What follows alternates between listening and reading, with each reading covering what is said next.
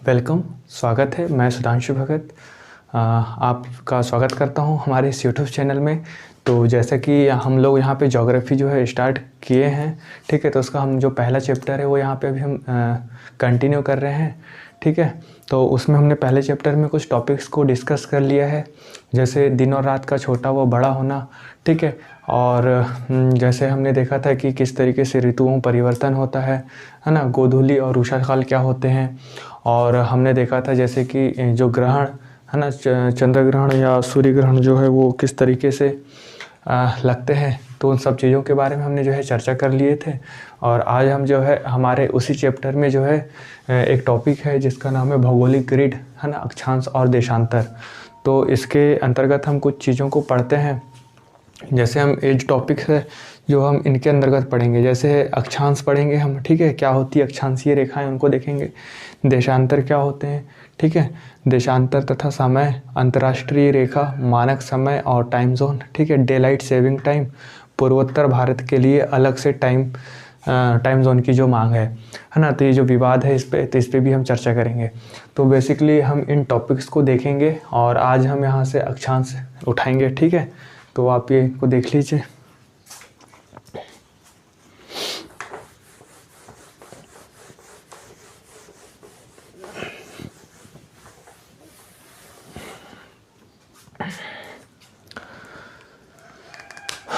तो हम यहाँ पे भौगोलिक ग्रिड में अक्षांश और देशांतर को पढ़ रहे हैं। तो हम सबसे पहले बात करेंगे अक्षांश की। देखो यार, हम अक्षांशीय रेखाएं और देशांतीय रेखाएं क्यों खींचते हैं, ये क्या है, ये एक रेखाएं होती है जो कि पृथ्वी है, ठीक है। पृथ्वी में हम जो है कुछ ऐसी अध्ययन के लिए कुछ काल्पनिक या इमेजिनरी लाइंस को ड्रॉ करते हैं। एक्चुअली हम पृथ्वी पे ड्रॉ नहीं करते, पृथ्वी के जैसा ही एक जो कृत्रिम, ठीक है, कृत्रिम तरीके की एक पृथ्वी जिसको हम ग्लोब बोलते हैं। तो उस ग्लोब में हम लोग जो लाइन ड्रॉ करते हैं वो एक इमेजिनरी लाइन होती है पृथ्वी पे, ठीक है। तो पृथ्वी पे एक इमेजिनरी लाइन होती है और जो लाइन खींची जाती है ना वो ग्लोब पे खींची जाती है, ठीक है, पृथ्वी पे नहीं खींची जाती। तो वो जो रेखाएं होती है जो हमको ऐसी खड़ी और जो ऐसी हॉरिजॉन्टली जो रेखाएं हमको देखने को मिलती है उन्हीं को हम अक्षांशीय रेखाएं और देशांतर रेखाएं कहते हैं। अब पहली बात यह है कि हमको ऐसी क्या ज़रूरत पड़ी इन रेखाओं को खींचने की। जैसे हम देखते हैं कि हमारी जो पृथ्वी है, पृथ्वी की सतह है काफ़ी ज़्यादा विस्तृत है, बहुत ब्रॉड है, ठीक है। अगर हमको किसी स्थान पे पहुंचना है तो हमको उस स्थान पे पहुंचने के लिए सबसे आवश्यक चीज़ क्या मतलब किस चीज़ की ज़रूरत पड़ती है, जो सबसे महत्वपूर्ण हो जाता है, जिसके बिना हम उस स्थान पे नहीं पहुंच सकते। और वो स्थान क्या है, जैसे कि क्या हो जाता है वो स्थान, एड्रेस, ठीक है। तो वो एड्रेस जो हमको बताता है वही एड्रेस हमको कौन बताता है, अक्षांशीय और देशांतर रेखाओं के माध्यम से हम किसी भी स्थान का जो एड्रेस है वो निकाल पाते हैं, है ना। तो इसी स्थानों की मदद से हम जो है अभी देखेंगे। जैसे हमको मान लो अमेरिका में जाना है, अगर हमें अमेरिका में जाना है तो हम कैसे जाएंगे अमेरिका में। बोलेंगे भाई अमेरिका में जाओ, आप निकल लिए अमेरिका के लिए। अब आप कहाँ कहाँ जाओगे, आप तो भटक जाओगे, है ना। तो इसलिए आपको जब तक कोई एड्रेस नहीं देगा कि आपको जो है इधर मान लो एग्ज़ाम्पल, मान लो 30 डिग्री पूर्वी अक्षांश से मतलब 40 डिग्री उत्तरी देशांतर तक अपने को पहुँचना है, ठीक है। सॉरी गलत बोल रहा हूँ मैं, मतलब अगर जैसे हम उत्तरी, ठीक है। तो जैसे अगर हमको किसी ने कह दिया एग्ज़ाम्पल कि मान लो कोई अगर आपको अमेरिका जाने के लिए बोलता है तो आप अमेरिका कैसे जाएंगे। अगर आपको एड्रेस नहीं दिया गया और आपको अमेरिका जाने के लिए कहा गया तो आप कैसे जाएंगे, कैसे पता लगाएंगे उस लोकेशन का, है ना। तो आप नहीं पता लगा पाएंगे जब तक आपको उसका एड्रेस ना दिया जाए। और उसका एड्रेस जैसे अगर मान लो कह दिया कि मतलब 66 डिग्री उत्तरी अक्षांश में मतलब 80 डिग्री मतलब जो पश्चिमी देशांतर है ना, तो वहाँ पे कोई स्थान लोकेट है तो वहाँ पे आपको जाना है। तो इस तरीके से जब तक आपको लोकेशन नहीं देंगे तब तक आप वहाँ तक नहीं पहुँच पाएंगे, है ना। तो इस तरीके से जो है हम अक्षांश और देशांतर रेखाओं का जो है उपयोग करते हैं। एग्ज़ाम्पल जैसे अगर मैं आपको बता भी दूँ, यहाँ पे मान लो कि ये हमारी पृथ्वी है, ये हमारी भूमध्य रेखा है, या नहीं अभी नहीं मानते, ठीक है, कोई रेखा वेखा नहीं है यहाँ पे, ठीक है। और यहाँ पे मान लो एक स्थान है जिसको हम बोलते हैं क्या, अमेरिका, ठीक है। और यहाँ पे हम मान लेते हैं कि यहाँ पे क्या है, हमारा भारत है, ठीक है, ऐसे भारत है। अब यहाँ पे आप खड़े हो और यहाँ पे खड़े हो और आपको बोला गया है कि आप अमेरिका में जाइए, तो आप कैसे पता करोगे कि इतनी बड़ी पृथ्वी में ये अमेरिका कहाँ पर है? पहले अमेरिका को ढूंढना पड़ेगा। और अमेरिका में जैसे मान लो कि आपको किसी स्थान पे जाने बोल दिया गया कि यहाँ पे आप जाइए, तो इतनी बड़ी पृथ्वी में तो सबसे पहले आपको अमेरिका को ढूंढना पड़ेगा, फिर अमेरिका के अंदर वो उस इंसान को ढूंढना पड़ेगा। तो आप कैसे करके ढूंढोगे? तो इसके लिए आपको जो है एक स्टैंडर्ड कुछ चीज़ चाहिए होगी जिसके माध्यम से आप वहाँ तक पहुँच सकते हो। तो जैसे मान लो कि हमने क्या है, ये 0 डिग्री मान लो एग्जाम्पल, ठीक है, यहाँ से तो नहीं जाती लेकिन हमने ले जा लिया। तो ये 0 डिग्री हमारी अक्षांशीय रेखा है, ठीक है, और ये हमारी जो है वो 0 डिग्री देशांतर रेखा है, ठीक है। तो ये अक्षांशीय रेखा है और ये देशांतर रेखा है। अब मान लो कि अगर हमको अमेरिका का लोकेशन पता करना है तो हम कैसे पता करेंगे? तो यहाँ पे ये देखेंगे कि उत्तर में कितने डिग्री उत्तर में अमेरिका लोकेटेड है ना। तो हम देखेंगे यहाँ से ये डिग्री को मतलब अक्षांशों को कोणीय दूरी से मापा जाता है, ठीक है। तो 1 डिग्री 2 डिग्री 3 डिग्री कितने डिग्री पे है? तो जैसे हमने मान लिया कि यहाँ पे 66 से ही 1/2 66.5 डिग्री पे मान लो कोई एक रेखा जाती है, तो हमने बोला कि 66 डिग्री उत्तर पे, ठीक है, हमको इस लोकेशन पे जाना है। एग्जाम्पल, हमको 66 डिग्री उत्तर पे जाना है, तो 66 डिग्री उत्तर पे इस स्थान पे जाना है, ठीक है। हमको बोल दिया कि इसने 66 डिग्री उत्तर पे जाना है, तो क्या आप अभी यहाँ अमेरिका पहुँच जाओगे? अभी भी नहीं पहुँचोगे। क्यों नहीं पहुँचोगे? मान लो एग्जाम्पल, यहाँ पे एक और कंट्री है जिसका नाम है रसिया, ठीक है, यहाँ पे है रसिया। तो आप 66 डिग्री आपको उत्तर में जाने के लिए कहा गया, तो आप तो रसिया पहुँच जाओगे, है ना। पहुँच तो अमेरिका भी सकते लेकिन रसिया भी पहुँच जाओगे। तो आपको एग्जैक्ट लोकेशन तो यहाँ पे जाना है। तो किसी भी स्थान की जो अवस्थिति होती है उसको एग्जैक्ट रूप से, ठीक है, सही तरीके से अगर हमको निकालना है तो हमें उसके लिए देशांतर रेखा की ज़रूरत पड़ती है। और देशांतर रेखा क्या होती है? 2 ध्रुवों को मिलाने वाली रेखाएं होती है, कुछ इस तरीके से, है ना। तो ये जो है दोनों ध्रुवों को मिलाने वाली रेखा हो गई। अब इसके बाद हम क्या जा सकते हैं? तो हाँ, इसके बाद हम जा सकते हैं। अगर हमको किसी ने बोला कि जाओ अमेरिका में जाओ, तो हमने तो बोल दिया ठीक है, सबसे पहले तो मैं कहाँ जाऊँगा? 66 डिग्री उत्तर में जाऊँगा, ठीक है, 66 डिग्री उत्तरी अक्षांश। तो मैंने यहाँ पे लिख लिया 66.5 डिग्री जो उत्तरी अक्षांश है, ठीक है, नॉर्थ में। अब उसके बाद में वहाँ से मेरे को कहाँ जाना है? तो वहाँ से 66 डिग्री में तो पहुँच गया। अब वहाँ से मेरे को कहाँ जाना है? अमेरिका के इस स्थान पे। तो यहाँ पे देखना मेरे को कौन सा मतलब जो कौन सी देशांतर यहाँ पे टच करती है। तो यहाँ पे जो है ये मान लो इसको कोई भी एक, जैसे मान लो 30 डिग्री मान लेते हैं, ठीक है, 30 डिग्री पश्चिमी देशांतर हमने मान लिया, 30 डिग्री पश्चिमी देशांतर। तो ये पश्चिम में जो है 30 डिग्री देशांतर है, तो हमने यहाँ से लिख लिया 66.5 डिग्री नॉर्थ टू 30 डिग्री जो है वेस्ट, ठीक है। ये अक्षांश है, ठीक है, और ये देशांतर है। तो 66.5 डिग्री उत्तर में जाएंगे और इधर जाना है तो 30 डिग्री पश्चिम में जाएंगे, तब जाकर के हम इस अमेरिका की इस लोकेशन पे यहाँ पे पहुँच पाएंगे। तो इसी तरीके के जो है लोकेशन हमको प्राप्त करने के लिए या किसी भी स्थान की अवस्थिति को प्राप्त करने के लिए हम जो है इनका जो अक्षांश और देशांतर रेखाओं का जो है हम उपयोग करते हैं। और कहाँ काम आते हैं हमको? अब जैसे देशांतर रेखाओं की बात करें, ठीक है, तो जैसे देशांतर रेखाएं हमको जो है समय बताती है। क्या बताती है? समय बताती है, ठीक है। हम जैसे 0 डिग्री है, 0 डिग्री को प्रधान मध्याह्न रेखा बोलते हैं। इसी को ग्रीनविच मेरिडियन टाइम के भी नाम से जाना जाता है, ठीक है।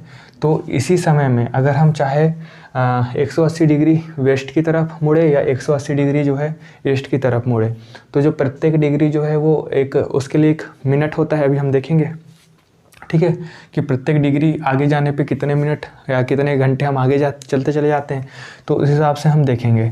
तो हमको जो देशांतर रेखा है वो हमको जो है समय निर्धारण करने के लिए भी एक महत्वपूर्ण रेखा के रूप में काम आती है ना। उसी तरीके से डेटलाइन भी हम जो है वो ये देशांतर रेखाओं के माध्यम से जो डेट्स को निर्धारित करते हैं हम लोग। तो इसी तरीके से हम जो अक्षांश और देशांतर का जो उपयोग है इन्हीं के लिए हम उपयोग करेंगे। और अक्षांशों का उपयोग और भी किया जाता है, जैसे हीट बजट के लिए किया जाता है, ठीक है। जैसे जो सूर्य से जो रोशनी मिलती है तो किन किन क्षेत्रों में मतलब जो है रोशनी मिलती है, जैसे यहाँ पे हम देखेंगे, ठीक है। कटिबंधीय क्षेत्र होगा, ठीक है, फिर उपोष्ण कटिबंधीय क्षेत्र होगा। इस तरीके से जो है वो अलग अलग क्षेत्र में जो है वो डिवाइड करते हैं। तो अब चलिए अब जल्दी से देखते हैं। तो यहाँ पे मेरे को लगता है कि आपको समझ में आ गया होगा कि हम अक्षांश और देशांतर रेखा जो है वो क्यों खींचते हैं। अब जैसे मैं यहाँ पे अक्षांशीय रेखा के बारे में सबसे पहले आपको बताता हूँ क्या होती है।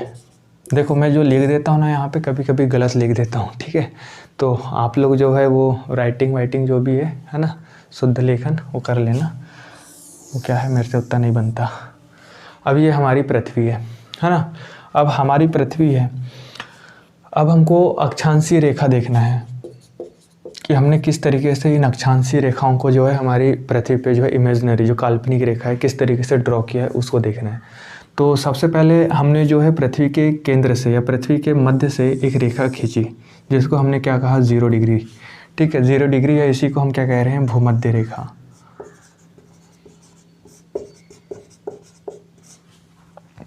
ठीक है। क्या कहा हमने, भूमध्य रेखा। इसको और हम अलग अलग नाम से भी जानते हैं। इंग्लिश में हम इसको इक्वेटर बोलते हैं, ठीक है, और इसको हम विषुवत रेखा भी बोलते हैं,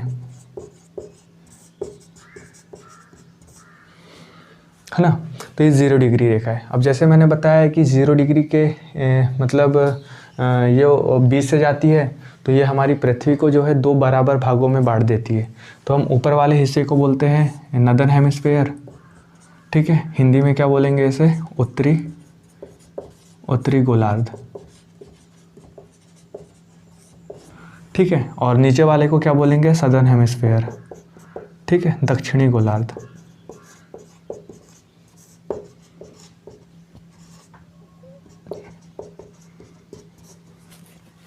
है ना।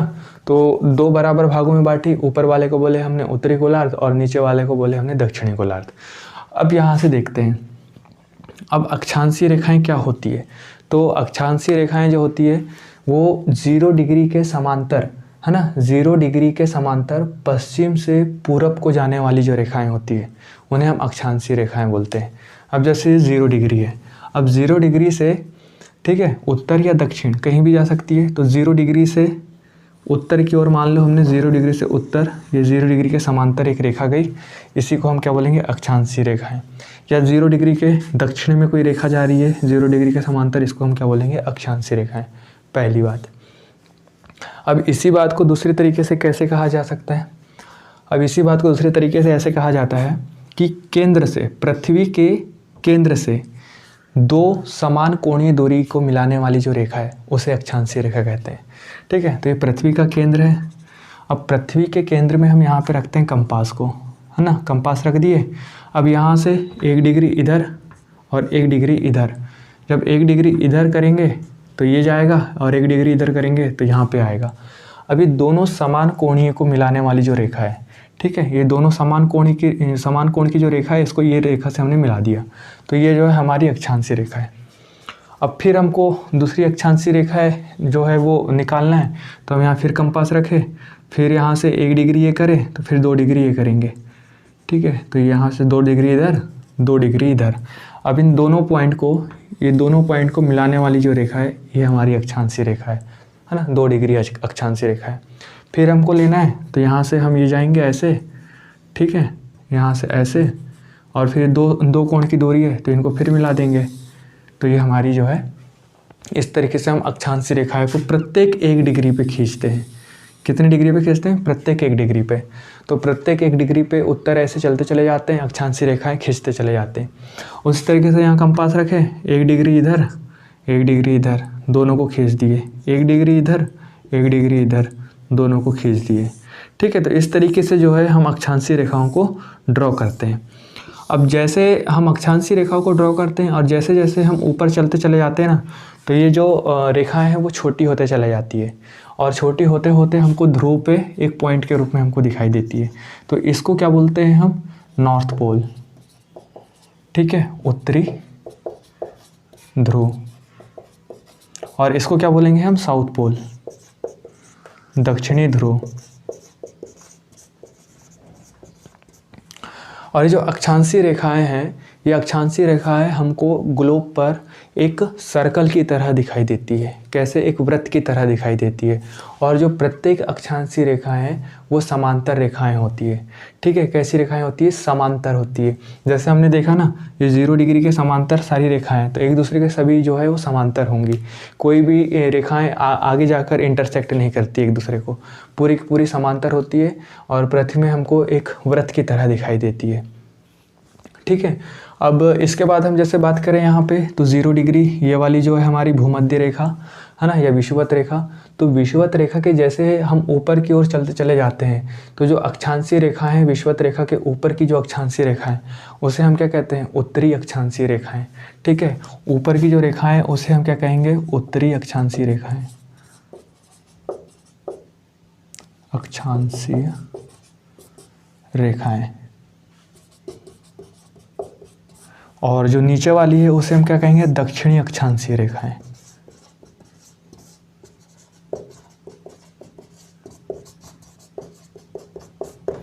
यहाँ तक आई बात समझ में?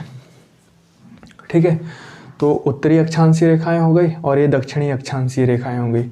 अब जैसे हमने बताया कि ध्रुवों पे जो है यहाँ पे एक सर्कल हमको जो पॉइंट के रूप में दिखाई देता है उसे हम क्या बोलते हैं? North pole. और जो नीचे रहता है उसे हम क्या बोलते हैं? साउथ पोल।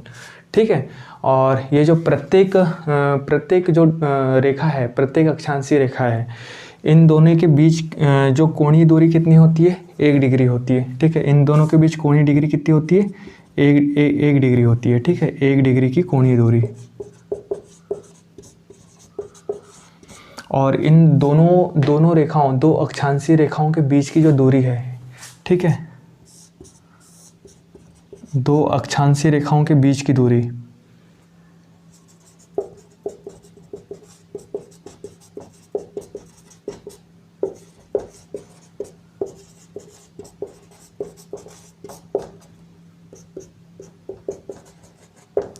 111 किलोमीटर होती है।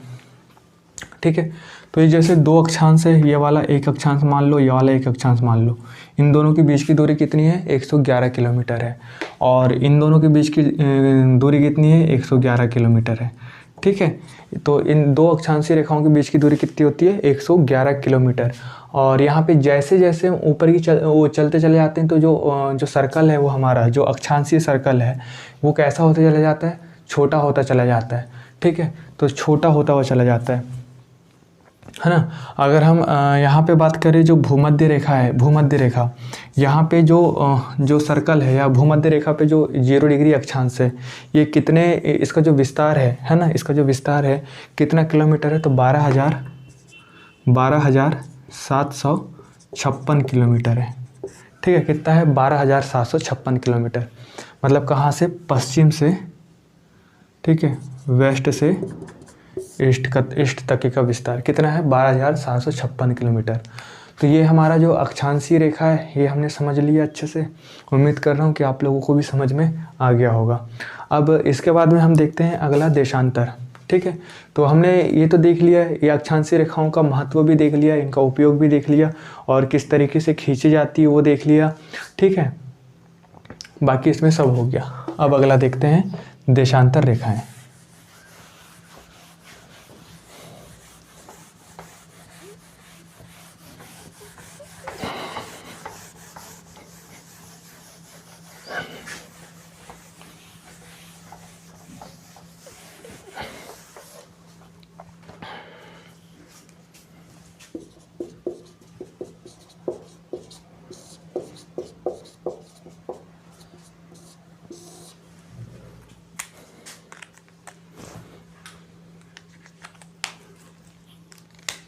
अब देखिए, ये हमारी पृथ्वी है। ठीक है, ये हमारी पृथ्वी है। अब मैंने क्या कहा कि यहाँ से यहाँ मिलाने वाली रेखाओं को, पश्चिम से पूरब की ओर जाने वाली रेखाओं को हम अक्षांशीय रेखाएं कहते हैं। उसी तरीके से उत्तरी ध्रुव से दक्षिणी ध्रुव में जाने वाली जो रेखाएं हैं उसको क्या कहते हैं, उसको हम देशांतर रेखाएं कहते हैं। तो ये उत्तरी ध्रुव से दक्षिणी ध्रुव को जाने वाली जो रेखा है इसे हम देशांतर रेखा कहते हैं। और इस रेखा को, एक रेखा को हम 0 डिग्री रेखा मान लेते हैं। ठीक है, कोई भी एक मतलब रेखा को 0 डिग्री रेखा मान लेते हैं। इसको हम क्या बोलते हैं, इसी को प्रधान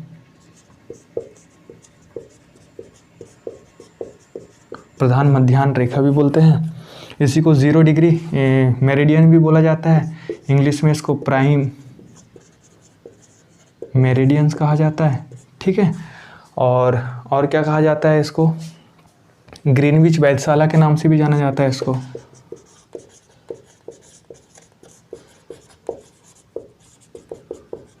ठीक है, तो इसको किस नाम से भी जाना जाता है, ग्रीनविच वेधशाला के नाम से भी जाना जाता है। अब ये तो एक देशांतर तो हमने खींच दिए। कैसे खींचे, एक हमारा स्केल पकड़ा है ना और खींच दिया। अब बाकी के देशांतर कैसे खींचेंगे, तो बाकी के देशांतर उसी तरीके से खींचेंगे जैसे अक्षांशी खींचे थे। हम यहाँ पे रखेंगे क्या, अपना कंपास, यहाँ पे रखेंगे क्या, अपना कंपास।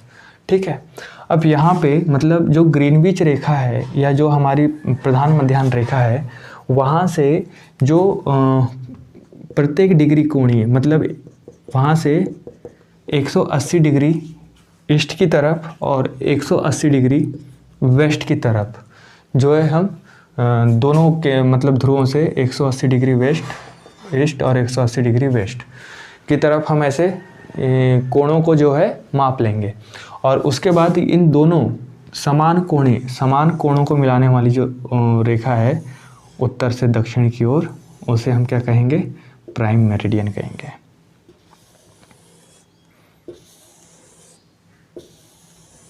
ठीक है, उसी तरीके से इधर 180 डिग्री वेस्ट की तरफ, है ना। अब हमने क्या कहा था कि जैसे हम भूमध्य रेखा जब खींचते हैं तो वो मतलब हमारे पूरी पृथ्वी को 2 बराबर भागों में बांट देती है, एक नॉर्दर्न हेमिस्फीयर, एक सदर्न हेमिस्फीयर। उसी तरीके से जो हमारी प्रधान मध्याह्न रेखा है या प्राइम मेरिडियन लाइंस है, ये भी हमारी पृथ्वी को 2 बराबर भागों में बांट देती है।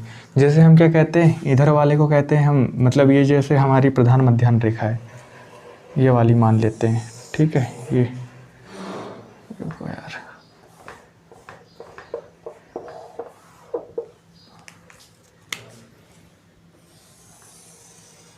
ठीक है, तो ये प्रधान मध्याह्न रेखा हो गई मान लो।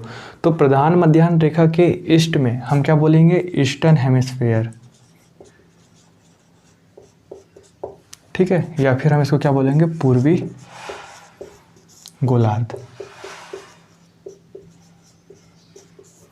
और उसी तरीके से प्रधान मध्याह्न रेखा के पश्चिम में अगर हम बात करेंगे तो क्या बोलेंगे हम इसको, वेस्टर्न हेमिस्फीयर, मतलब पश्चिमी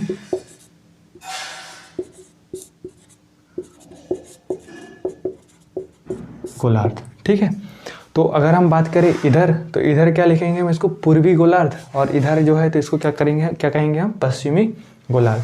तो 2 बराबर भागों में बांट देती है।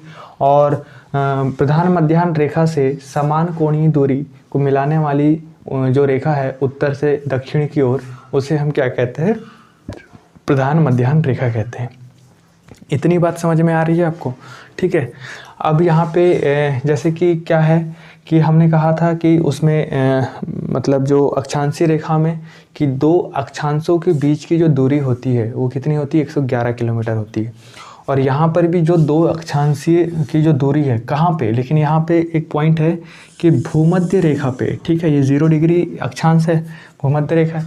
तो 0 डिग्री अक्षांश में जो प्रत्येक देशांतर रेखाएं हैं उन दोनों के बीच में, ठीक है, कोई भी दो देशांतर रेखाओं के बीच की जो दूरी है, कहाँ पे, 0 डिग्री पे, वो कितनी होगी, 111 किलोमीटर, लगभग 111 किलोमीटर। ठीक है, तो यहाँ पे हमने क्या लिखा कि 2 देशांतर रेखा के बीच की दूरी,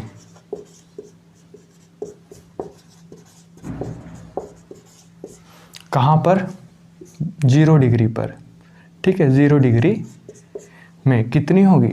111 किलोमीटर लगभग, ठीक है, लगभग 111 किलोमीटर। और जो जैसे जैसे इसके बाद जैसे जैसे हम उत्तर की ओर चलते चले जाएंगे, ठीक है, उत्तर की ओर चलते चले जाएंगे, या फिर जैसे जैसे हम 0 डिग्री से दक्षिण की ओर चले जाएंगे, तो वैसे वैसे हमको ये जो देशांतर रेखाओं के बीच की जो दूरी है वो कम होते होते चले जाएगी। और जब हम उत्तर में देखेंगे तो ध्रुवों पर, जैसे उत्तरी हिस्से में ध्रुवों पे और दक्षिण में भी अगर हम देखें यहाँ पे ध्रुवों पर, तो जो ध्रुवों पर इनकी जो दूरी होगी वो कितनी होगी? ठीक है, ध्रुवों पर, ठीक है, ध्रुवों पर कितनी होगी? 0 किलोमीटर होगी, क्योंकि प्रत्येक देशांतर जो रेखाएं हैं वो ध्रुव पे आकर के कैसी हो जाती है? मिल जाती है। इसलिए जो ध्रुव पे जो प्रत्येक देशांतर रेखाएं होंगी वो उनके बीच की जो दूरी होगी कितनी होगी? 0 डिग्री होगी। और भूमध्य रेखा पे कितनी होगी? तो भूमध्य रेखा पे 111 किलोमीटर होगी। दो रेखाओं के बीच की दूरी, यहाँ पे ये मान लिए, यहाँ पे ये मान लिए। और जिस तरीके से हमने वहाँ पे देखा था कि अक्षांश रेखाओं का जो पश्चिम से पूर्व की तरफ जो विस्तार है वो कितना है? 12,756 किलोमीटर, ठीक है। तो उसी तरीके से अगर हम यहाँ से यहाँ तक का विस्तार देखें, है ना, उत्तर से दक्षिण तक का जो भौगोलिक विस्तार देखें हमारे पृथ्वी का, तो कितना है? 12,712 किलोमीटर। और मैंने शुरू में आपको बताया था कि हमारी पृथ्वी में जो वेस्ट से ईस्ट की तरफ का जो विस्तार है और नॉर्थ से लेकर साउथ की तरफ का जो विस्तार है, उन दोनों के विस्तार में कितने किलोमीटर का अंतर है? 44 किलोमीटर का अंतर है, ठीक है। तो इस तरीके से हमने देखा था, जैसे ये वाली जो रेखा है 12,756 किलोमीटर है, ठीक है, और इन दोनों के बीच में जो अंतर है 44 किलोमीटर का अंतर है, ठीक है। ये वाली रेखा और ये वाली रेखा में 44 किलोमीटर का अंतर है। मतलब ये वाली जो रेखा है वो अपेक्षाकृत कैसी है? बड़ी है, लंबी है। मतलब इधर का जो विस्तार है हमारा, है ना, वेस्ट से ईस्ट का कैसा है? ज़्यादा है। और क्यों है मैंने आपको बताया था पुराने वीडियो में। आप अगर आपने नहीं देखा है तो हमारा दूसरा वीडियो देखिए, है ना, उसमें हमने सब कुछ बताया है। तो ये हमारी हो गई देशांतर रेखाएँ, ठीक है। तो इस तरीके से, और हाँ, और क्या है कि ये जो रेखाएं होती है, जो देशांतर रेखाएं होती है, ये एक दूसरे के समांतर नहीं होती है। ये दोनों रेखाएं जो है ध्रुवों पे जाकर के मिल जाती है। तो गलती से भी ऐसा ना करिए कि जो देशांतर रेखाएं वो समान होती है। और जो प्रत्येक देशांतर रेखाएं हैं, जितनी भी देशांतर रेखाएं हैं, वो सारी की सारी जो है वो बराबर होती है, ठीक है। वो कहीं पे, मतलब जैसे हमने अक्षांशीय रेखाओं को देखा था, वो ध्रुवों की ओर चलते चले जाती है, तो वो अक्षांशीय रेखाएं छोटी होते चले जाती है। परंतु अगर हम देशांतर रेखाओं की बात करें तो ये प्रत्येक देशांतर रेखाएं जो है वो इक्वल होती है, ठीक है, बराबर होती है। तो यहाँ पे हम लिख भी लेते हैं इस तरीके से कि जो प्रत्येक देशांतर रेखा वो कैसी होती है? बराबर होती है, ठीक है, इक्वल होती है। तो हमने अक्षांशीय रेखाओं के बारे में देख लिया, देशांतर रेखाओं के बारे में देख लिया। अब इसके बाद में हम बात करते हैं काय की? देशांतर और समय की, ठीक है। तो उम्मीद कर रहा हूँ कि आपने समझ लिया होगा और इसको लिख भी लिया होगा, है ना। आप इसको लिख लीजिए और बाकायदा आप चीज़ों को जो है अच्छे से ध्यान में रखिए, तो क्या है, आपको भूलोगे नहीं। और बार बार इसको रिवाइज करते रहिए, है ना। समझ ना आए तो फिर से देख लिए। करत करत अभ्यास जड़मत होत सुजान, रस्सी आवत जात है पत्थर पर पड़े निशान, ठीक है। लगातार अभ्यास करने से क्या होता है? जो चीज़ें हैं वो आ जाती है। कितने बार नहीं आएगी? एक बार नहीं आएगी, दो बार नहीं आएगी, लेकिन फिर आएगी ना, बस। अब हम क्या देखते हैं यहाँ पे? देशांतर और समय।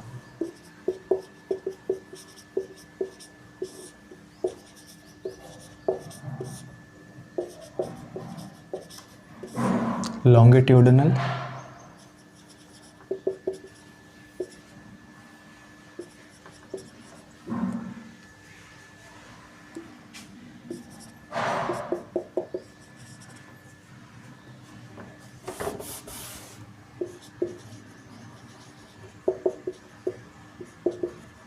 लॉन्गिट्यूडिनल, ठीक है, लॉन्गिट्यूडिनल लाइन। और ये वो हमारा हो जाएगा टाइम।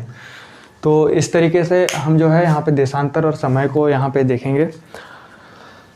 अब देखो ये क्या चीज़ है, ये हमारी पृथ्वी है, ठीक है, और ये हमारी 0 डिग्री रेखा है जिसको हमने क्या कहा था, प्राइम मेरिडियन। Prime meridian. अब पहली बात ये है कि मैं बताना भूल गया था कि इसको प्राइम मेरिडियन हमने क्यों कहा। देखो, सभी जितने भी देशांतर रेखाएं होती है सभी की सभी देशांतर रेखाएं एक जैसी होती है, ठीक है। तो हम कैसे मानेंगे कौन सी रेखा को हम 0 डिग्री मानेंगे, तो इसके लिए जो है पहले बहुत विवाद हुआ, फिर जाकर के हमने एक रेखा को 0 डिग्री रेखा माना। अक्षांशीय रेखाओं में ऐसा कोई लोचा था ही नहीं। उसमें क्या था कि जो सबसे जो विस्तृत जो रेखा है उसी को हमने 0 डिग्री माना, ठीक है। जो पृथ्वी के मध्य से होती हुई जाती है उसको हमने 0 डिग्री मान लिया। लेकिन यहाँ पे ऐसी कंडीशन थी ही नहीं, यहाँ पे प्रत्येक देशांतर रेखाएं जो एकदम समान थी, बराबर थी। तो हमको किसी न किसी एक देशांतर रेखा को जो है वो मानना था, 0 डिग्री मानक रेखा जो है मानना था। तो हम कौन सी रेखा को मानते, तो इस पर काफ़ी विवाद चला। फिर ये निष्कर्ष निकाला गया कि जब न्यूटन जो क्या बोलते हैं अपने न्यूटन थे, है ना, उन्होंने जब ऊपर से सेब गिरा था, और जब सेब गिरा था तो क्यों गिरा था, जब इस बात की उन्होंने जो है खोज की, तो उन्होंने जो है एक सिद्धांत दिया, है ना, जो काफ़ी फेमस सिद्धांत है, आप सभी को पता होगा, है ना। तो उसी पे वो कहाँ पे बैठ के मतलब उन्होंने जो है वो सेब गिरा था, तो वो जो एक मतलब एरिया है, ठीक है, या एक स्थान है जिसको बोलते हैं ग्रीनविच वेधशाला।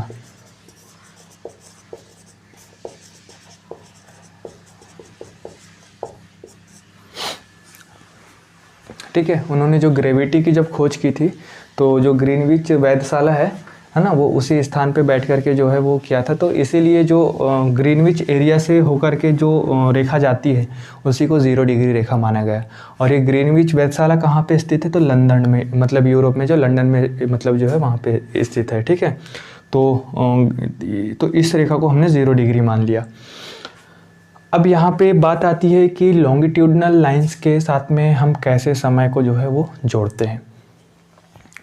अब यहाँ पे हम देखेंगे कि हमारी पृथ्वी, हमने देखा था कि मतलब 0 डिग्री के वेस्ट में 180 डिग्री इधर और 180 डिग्री उधर, तो टोटल कितना हुआ, 180 180 360, ठीक है। तो हमारी पृथ्वी अगर हम देखेंगे तो एक पृथ्वी हमारी जो है सर्कल है, और पूरी सर्कल है, तो कितने डिग्री का है, 180 डिग्री इधर 180 डिग्री इधर, तो टोटल कितना हुआ, 360 डिग्री। तो हमारी जो अर्थ है वो टोटल कितने डिग्री का है, 360 डिग्री है, ठीक है, 360 डिग्री है।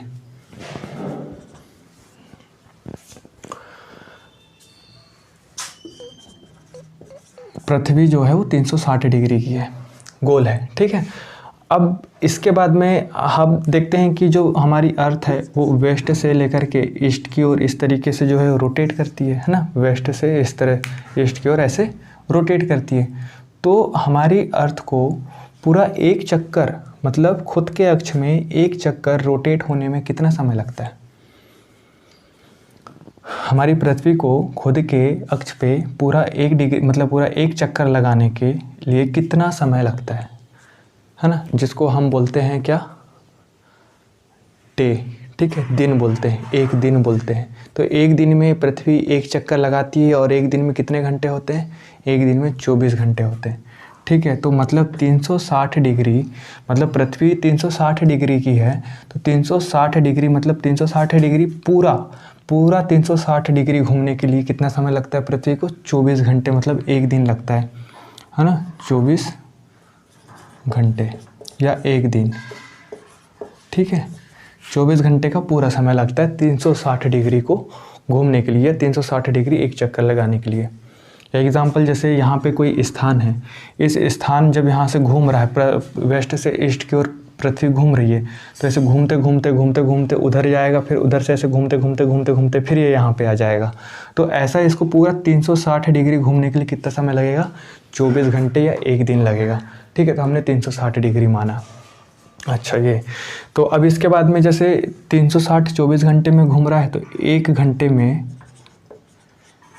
कितने डिग्री घूमेगी, तो एक घंटे में जो घूमेगी हमारी पृथ्वी 360 बटे में 24, ठीक है, 360 बटे में 24। हमने 24 को इधर लेके आए तो एक घंटे की वैल्यू हमारी जो है निकल जाएगी, तो हम इसको जब काटेंगे तो ये 24 एकम 24 और ये 24 पंजे 60, ठीक है। तो ये कट जाएगा 15 मिनट में। 15 मिनट में कटे, ठीक है, 15 मिनट में कटेगा। तो 1 घंटे की वैल्यू कितनी आ रही है हमारी? 15 मिनट, सॉरी 15 डिग्री आ रही है ना। 1 घंटे की वैल्यू कितनी आ रही है? 15 डिग्री। मतलब कि हमारी पृथ्वी 1 घंटे में कितनी डिग्री घूम जाती है? 15 डिग्री। कहने का मतलब है कि ये हमारी जो है देशांतर रेखा है। अगर हमको मतलब जो है देशांतर रेखा कितने 0 डिग्री में है। अगर हमको 15 डिग्री इधर जाना है, 15 डिग्री इधर, जैसे मान लो ये एक रेखा है, 15 डिग्री की रेखा है मान लिया मैंने, ठीक है, 15 डिग्री की रेखा है। तो 1 घंटे मेरे को मतलब 15 डिग्री मेरे को इधर जाना है, 15 डिग्री ईस्ट की तरफ जाना है। तो मुझे कितने घंटे का समय लगेगा? 1 घंटे का समय लगेगा। आपको समझ में आ रहा है? ठीक है। तो मैंने बोला कि सर मेरे को 1 घंटे में 15 डिग्री उधर, मतलब 15 डिग्री उधर जाना है, कितना समय लगेगा? तो आप बोलोगे जी 1 घंटा लगेगा, ठीक है। अब उसके बाद में अगर मेरे को 1 डिग्री जाना है तो मेरे को 1 डिग्री की वैल्यू निकालना पड़ेगा यहाँ पे। तो मतलब यहाँ पे 1 घंटे का मतलब कितना होता है? 60 मिनट, ठीक है। तो मेरे को 1 डिग्री की वैल्यू चाहिए, तो 15 को इधर लेके आऊँगा, 15 से डिवाइड कर दूँगा, 1 डिग्री की वैल्यू हो जाएगी। तो 15 चौ 60, तो मतलब मेरा 1 डिग्री की वैल्यू मेरी आ रही 4 मिनट। यहाँ तक बात समझ में आई? बिल्कुल आसान है, ज़्यादा कुछ नहीं है, बस एक नॉर्मल सा कैलकुलेशन है, ठीक है। 1 डिग्री कितनी आ रही है? 4 मिनट आ रही है। अब यहाँ पे मतलब ये है कि अब जैसे मेरे को यहाँ से 1 डिग्री ईस्ट की तरफ जाना है, 1 डिग्री ईस्ट की तरफ जाना है, तो मेरे को कितना समय लगेगा? 4 मिनट समय लगेगा, है ना। तो इसी तरीके से हमारी जो प्रत्येक 1 डिग्री पे जो हमने इसको देशांतर रेखाओं को खींचा है ना, प्रधान मध्याह्न रेखा से, तो प्रत्येक 1 डिग्री में ऐसे खींचा हुआ है,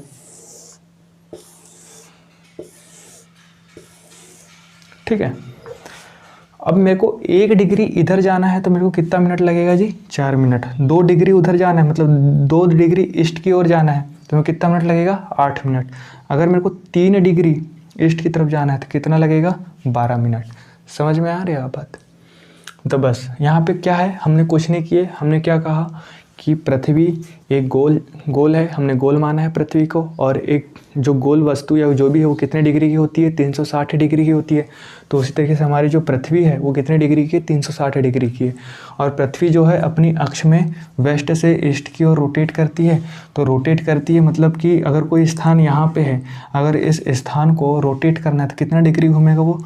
टोटल 360 डिग्री घूमेगा, ठीक है। तो जब 360 डिग्री ऐसे इधर 180 इधर, फिर 180 उधर से इधर, तो 360 डिग्री जब घूमने में उसको कितना समय लगेगा? मतलब पृथ्वी को एक चक्कर पूरा करने में कितना समय लगता है? तो 1 दिन लगता है। 1 दिन मतलब 24 घंटे। तो 360 डिग्री में कितना समय लगेगा? ठीक है। तो 360 डिग्री घूमने में 24 घंटे का समय लग रहा है। तो 1 घंटे घूमने में कितना लगेगा? 360 डिवाइडेड बाय 24। अगर हम 24 से काटेंगे तो 15 मिनट हमारा आएगा, ठीक है। तो 1 घंटे बराबर कितना डिग्री? 15 डिग्री। सॉरी, ये जो मिनट नहीं है, सॉरी डिग्री है, ठीक है। तो 1 घंटे में हम 15 डिग्री को रोटेट कर सकते हैं, है ना। तो और 1 घंटे में 15 डिग्री, तो 1 डिग्री में कितना रोटेट करेंगे? तो इसको डिवाइड कर देंगे हम। 1 घंटे का मतलब होता है 60 मिनट। 60 मिनट से 15 डिवाइड करेंगे तो 1 डिग्री बराबर 4 मिनट। मतलब अगर मेरे को 1 डिग्री, ये जो मेरी ग्रीनविच वेधशाला है, ये प्रधान मध्याह्न रेखा है मेरी ये वाली, तो प्रधान मध्याह्न रेखा से अगर मैं ईस्ट की तरफ जाता हूँ 1 डिग्री, 1 डिग्री में ईस्ट की तरफ जाता हूँ तो मेरे को 4 मिनट लगेगा। अगर मैं 1 डिग्री इधर वेस्ट की तरफ जाता हूँ तो मेरे को 4 मिनट जो है पीछे जाना पड़ेगा, है ना। अगर मैं इधर आगे जाता हूँ तो मेरे को क्या होगा? मेरे को 4 मिनट का समय अधिक मिल जाएगा, ठीक है। अब जैसे यहाँ पे ये हो गया होगा तो इसको मिटा दे रहा हूँ मैं। हमने देख लिया कि 1 डिग्री बराबर 4 मिनट।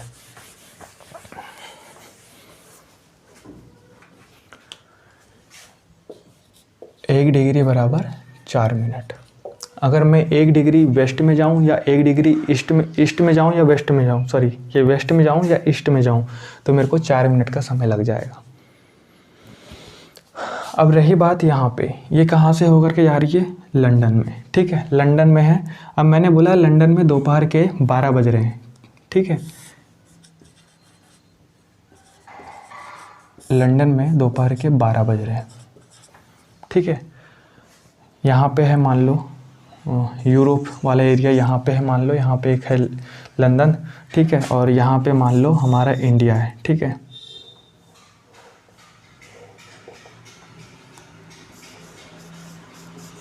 कुछ भी, ठीक है, फिलहाल अभी ऐसे, तो यहाँ पर इंडिया है हमारा, ठीक है। अब मेरे को जो है यहाँ से ये यहाँ पे कितने बज रहे हैं मैंने बोला, 12 बज रहे हैं मैंने बोला, और यहाँ पे एक एरिया है मेरा चेन्नई, यहाँ से एक और जो है, ठीक है, हमारी देशांतर रेखा गई है। कितने डिग्री की वो देशांतर रेखा, हमने ये मान लिया ये देशांतर रेखा है 80 डिग्री की, ठीक है। 80 डिग्री किधर साइड है, प्राइम मेरिडियन से ईस्ट की तरफ है, तो 80 डिग्री ईस्ट में है, ठीक है। तो 80 डिग्री ईस्ट में है।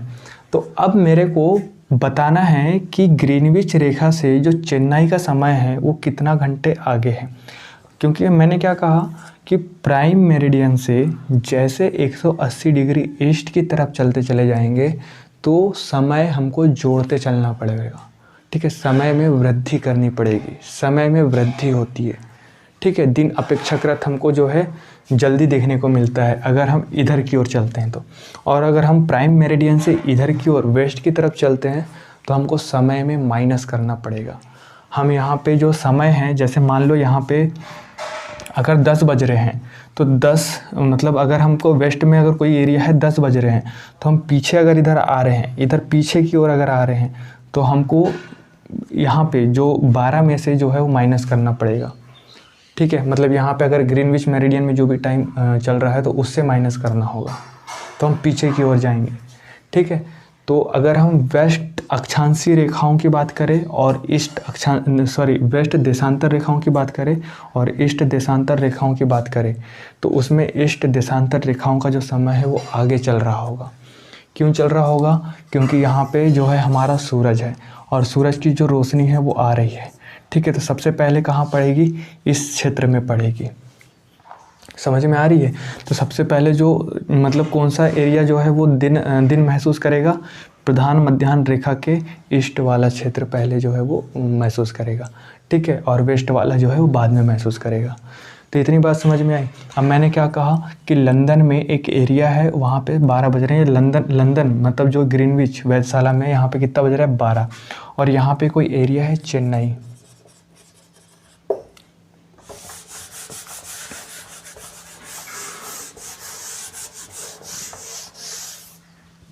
यहाँ पे कोई एरिया है चेन्नई, ठीक है।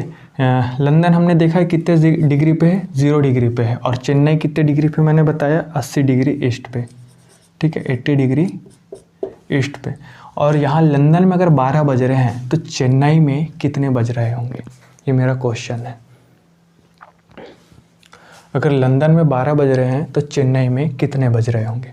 तो इसके लिए मुझे क्या करना पड़ेगा, अब देखो यहाँ से कितना डिग्री आगे है, ये 80 डिग्री आगे है, मतलब मेरे को यहाँ से 80 डिग्री इधर आना पड़ेगा, ठीक है। 80 डिग्री 0 डिग्री से 80 डिग्री ईस्ट की तरफ चलना पड़ेगा। अगर मेरे को ईस्ट की तरफ चलना है तो उसके लिए मैं क्या करूँगा, समय को ऐड करूँगा, है ना। और मेरे को मालूम है कि 1 डिग्री बराबर कितना होता है, 4 मिनट होता है। 1 डिग्री बराबर कितना होता है, 4 मिनट होता है। तो मेरे को बोला कि भैया 80 डिग्री बराबर कितना होगा, 80 डिग्री बराबर कितना होगा। तो मैं यहाँ पे 80 गुणा में 4 करूँगा, मेरे पास आंसर आ जाएगा 4 शून्य शून्य, है ना, 832, 320 मिनट। क्या यहाँ तक बात समझ में आई? कुछ नहीं है, सिंपल सा कैलकुलेशन है। 1 डिग्री बराबर 4 मिनट होता है तो 80 डिग्री बराबर कितना मिनट होगा पूछ रहा है। तो 1 डिग्री बराबर 4 मिनट होता है तो 80 डिग्री बराबर 80 गुणा में 4 करूँगा तो 320 आ जाएगा मेरा। तो 320 मिनट, अगर यहाँ पे मान लो 12 बज रहे हैं तो 320 मिनट में आगे हूँ। अगर यहाँ इस रेखा पे, ग्रीनविच रेखा पे अगर 12 बज रहे हैं, लंदन पे अगर 12 बज रहे हैं, तो मैं यहाँ आगे जब जाऊँगा तो मेरे को कितना 320 मिनट आगे रहूँगा मैं। तो 320 मिनट को मेरे को हावर में करना है, तो मैं यहाँ 6 से मल्टीप्लाई कर लूँगा, 60 से डिवाइड कर लूँगा। तो यहाँ पे मेरा कितने आ जाएगा, ये 0 0 कैंसिल होगा, 6 का 6, 6 दिन 12, 6 18, 6 चौके 24, 6 पंचे 30, ठीक है, 6 पंचे 30 बचा कितना 2, मतलब 6 5 से 30 मतलब 300, बचा कितना 2, 2 का हुआ 20 मिनट, 5 घंटा 20 मिनट। ठीक है, ये सिंपल सी कैलकुलेशन है। 320 मिनट को अगर 1 घंटे से आप डिवाइड करोगे तो 5:20 मिनट आएगा। तो मतलब ये है कि अगर मेरा यहाँ 12 बज रहा है तो मैं 5 घंटे 20 मिनट आगे रहूँगा। 12 बजे से 5 घंटे 20 मिनट आगे करो, 5:20 मिनट मैं इसमें ऐड करूँगा। ठीक है, इधर जा रहा हूँ तो ऐड करूँगा, 5 घंटा 20 मिनट मैं एक ऐड करूँगा तो 12 के बाद कितना बचता है, 12 के बाद 1 2 3 4 5 है ना। तो 5 घंटा मैंने यहाँ ऐड किया तो कितना हो जाएगा यहाँ 5:20 PM। अगर यहाँ पे मान लो 12 PM हो रहा है तो ठीक है, AM होगा ना, तभी तो PM होगा। ठीक है, अब यहाँ से जैसे मेरे को इधर जाना है तो मतलब 5, मतलब अगर यहाँ लंदन में अगर 12 बज रहे हैं तो चेन्नई में कितने बजेंगे, 5:20 मिनट। क्या आप इतनी बात समझ में आई आपको? उम्मीद कर रहा हूँ समझ में आ गई होगी। अब यहाँ पे 0 डिग्री है। अब मैंने बोला लंदन में भैया कितने बज रहे हैं, 12 बज रहे हैं। ठीक है, तो यहाँ पे कोई भी ले लेते हैं, इधर का मैक्सिको सिटी ले लेते हैं। ठीक है, मैक्सिको, यहाँ पे कितना बज रहा होगा बताओ, कितना बज रहा होगा? पहले हमको मैक्सिको का क्या पता करना होगा, देशांतर के मतलब कौन से देशांतर पे मैक्सिको जो सिटी है वो अवस्थित है। तो मैक्सिको कहाँ पे, अमेरिका में। ठीक है, यहाँ पे तो वो मैक्सिको कौन से देशांतर पे है ना। तो ये तो मेरे को एग्जैक्ट नहीं पता कहाँ पे है, मैंने शहर का नाम रेंडमली ले लिया। मैं एग्जांपल ले लेता हूँ कि ये जो है वो 82 डिग्री पे है। ठीक है, मान लो 82 डिग्री कोई देशांतर रेखा है यहाँ से, तो मैक्सिको से होकर के जा रही है ना। 82 डिग्री मैंने मान लिया, 82 डिग्री वेस्ट है ना। मैंने एग्जांपल ले लिया कि 82 डिग्री वेस्ट पे कोई सिटी है मैक्सिको। तो यहाँ पे कितना बज रहा होगा? अब पहली बात, यहाँ पे कितना बज रहा है, मतलब लंदन में ग्रीनविच में कितना बज रहा है, 12 बज रहा है। अब मेरे को जाना है 82 नहीं, मैं कुछ और ले लेता, 72 ले लेता हूँ। ठीक है, 72 ले लेता हूँ क्योंकि सेम कैलकुलेशन हो जाएगी। ठीक है, तो 72 मैक्सिको, 72 डिग्री देशांतर रेखा पे कोई सिटी है मैक्सिको, और मेरे को बताना है कि अगर लंदन में 12 बज रहा है तो मैक्सिको में कितना बज रहा होगा। तो ये बताने के लिए मेरे को क्या करना पड़ेगा, सबसे पहले ये कितने डिग्री पे है, 72 डिग्री पे है, और मेरे को मालूम है कि 1 डिग्री मतलब कितना मिनट होता है, 4 मिनट होता है। अगर मैं 1 डिग्री पीछे जाऊंगा तो मतलब 4 मिनट लगेगा। अगर मेरे को 72 डिग्री पीछे जाना है तो मेरे को कितना मिनट लगेगा, 72 गुणा में 4, इतना मिनट लगेगा। तो मल्टीप्लाई कर लो, 4 दूनी 8, 7 चौक 28, इतना मिनट लगेगा। अगर मेरे को यहाँ से 0 डिग्री से वेस्ट की तरफ अगर मेरे को जाना है तो कितना मिनट लगेगा, 288 मिनट लगेगा।